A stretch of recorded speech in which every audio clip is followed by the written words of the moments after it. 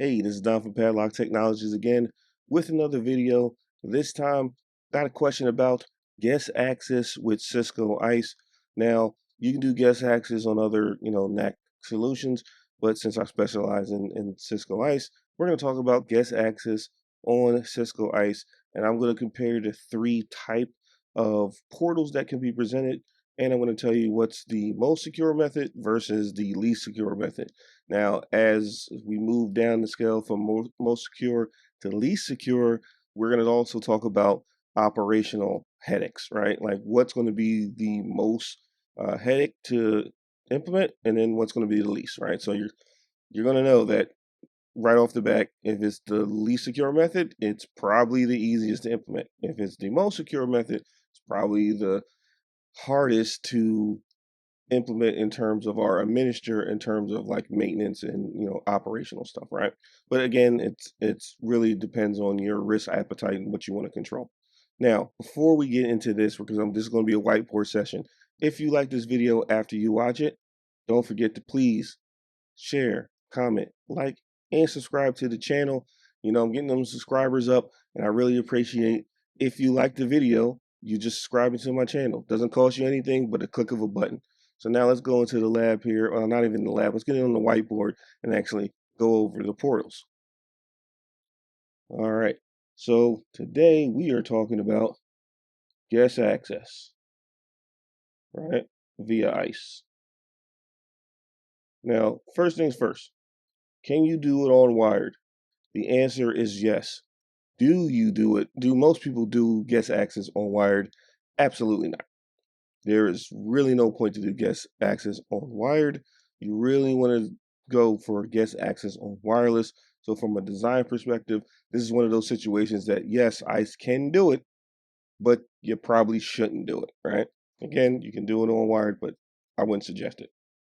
So the first portal, we're going to put our little table here. So we're going to have the portal, then we're going to have secure.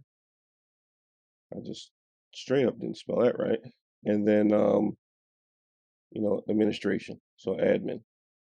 Okay, so first portal is sponsored portal. Sounds just like the name. So what a sponsored portal is, you or someone at your company, receptionist, or somebody who's sponsoring somebody to come in that day, needs to go into ICE. So they're going to have access to the admin, to the sponsor portal to actually do this, and they're going to have to create user accounts. So with this, from a security standpoint, you have the most control because you create the accounts, right? Users or guest people that come in, they do not have any ability to create an account whatsoever. So you have to do it. Great from a security standpoint, but from a administration standpoint, this has the most overhead. Why? Because you have to find somebody that is willing to be a sponsor. Are you going to have to train people on how to go into the portal, create an account, all that jazz? The other problem with this is, yeah, this may be cool for one or two, maybe 10 users, but if you have 300 people coming in that day, 400 people coming in that day, to get somebody to create 500, 400, 300 accounts, man, that could take forever. And most people don't want to go that way, right? Because they'll try it in the beginning and then they'll get hit with the, hey, we have 1,000 people coming in and they're going to need access to the guest network. I need you to create 1,000 accounts. Now, I believe you could bulk upload this from a CSV file. Don't quote me on that. But again, you still have to do some manual work there. But it's the most secure. So the next one is self-registration. Again, sounds exactly what the name is. Now with this is like the go-between, right? So I'm going to say this is secure, right? But I'll put an asterisk on secure, right? And why do I say that? The asterisk for the secure is self-registration allows anybody to connect to your network and self-register, just like the name. So they'll go to the portal, they'll say, I want to self-register, create an account, they create an account in ICE right before they get their password emailed to them. And if you're using ICE and you're using guest access, you need to set up your SMTP server so it can email the account information. But after you go through the self-registration process, it will actually pop up with a username and password. And that's what they're going to use to get on the guest network.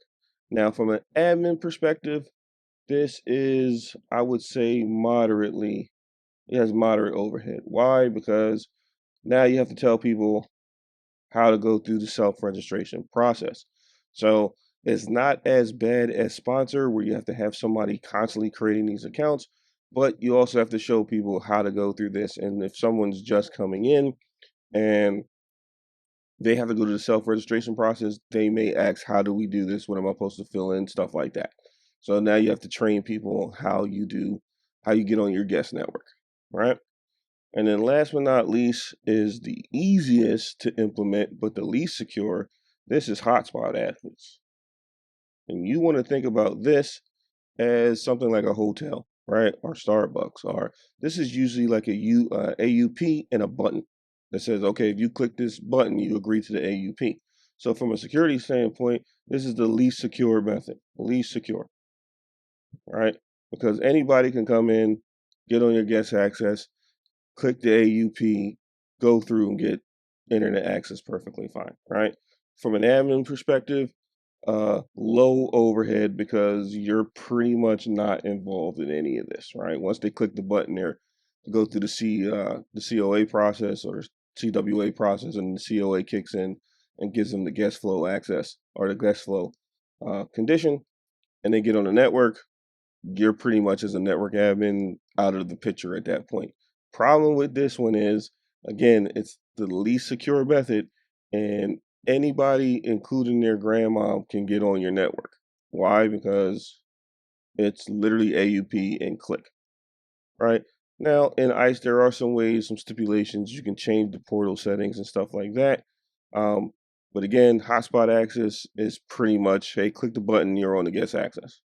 So from a AP perspective, you would have to be very careful where you're advertising the guest SSID to keep some people out of it. Now, again, you'll never be able to get people out of it because once they get in the range of the AP that's advertising the SSID, they'll just click, okay, guest access, and off to the races at that point.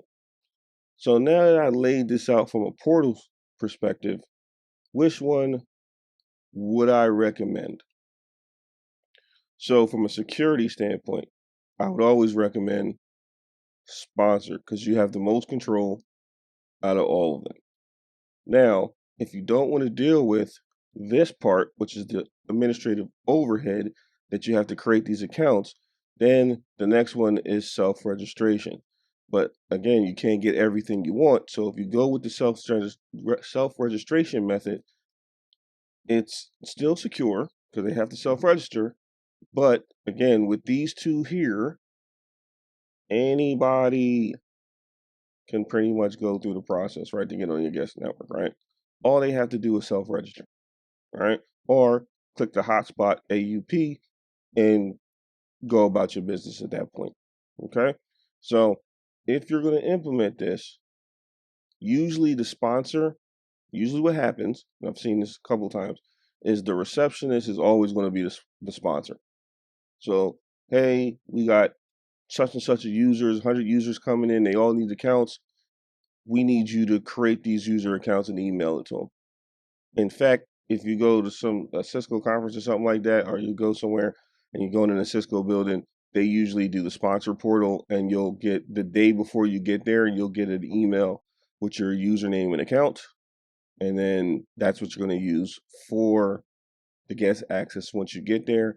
And obviously, they limit the time that you have with your guest access because they'll say, okay, we'll give you guest access for maybe a day, maybe 2 days, maybe 7 days. It really depends on the guest type that gets assigned to you when you actually log into the portal. So that is guest access on Cisco ISE from a portal perspective. What are the three portals and some of the things you need to look out for and the things you need to think about before you implement wireless guest access in your network? Do you want it to be the most secure? Okay, you do. All right. Do you want to deal with the administrative overhead? Because it's a give and a take. I want to be the most secure. All right. Well, then you're gonna have a lot of administrative overhead. The other two methods, again, self registration. You want to allow people to self register? That's fine. You still have some moderate overhead because you got to train people on how to go through the self registration process. Some people, not everybody's going to be able to be self explanatory and see, okay, I just need to put this stuff in. So you're going to have to go through that.